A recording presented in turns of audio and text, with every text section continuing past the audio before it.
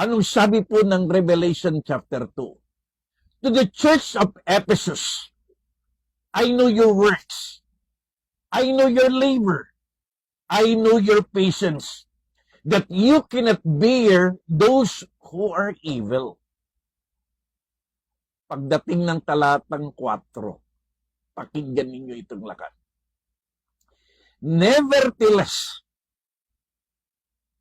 one thing I have against you, that you have left your first love.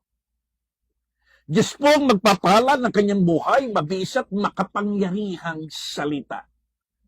Mula sa talatang binasa po natin, alam ni Lord ang lahat ng ating pagpapagal, alam ni Lord lahat ng ating mga ginagawa, alam ni Lord lahat ng ating pagtsatsaga, at alam din ni Lord lahat ng ating pagtitiis.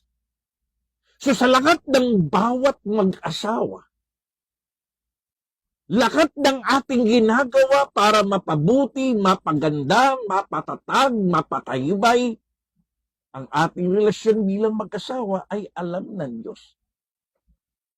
Subalit may isang bagay siyang nakita na dapat po nating bigyan ng diin at pansin.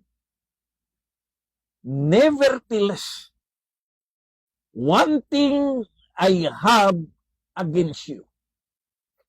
You have loved your first love. Siguro ito yung problema ng maraming mga mag-aasawa.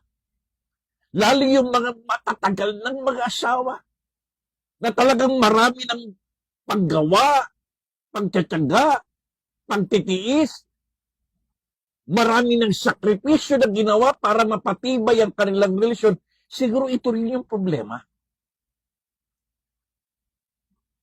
Nevertheless, one thing I have against you, you have left your first love.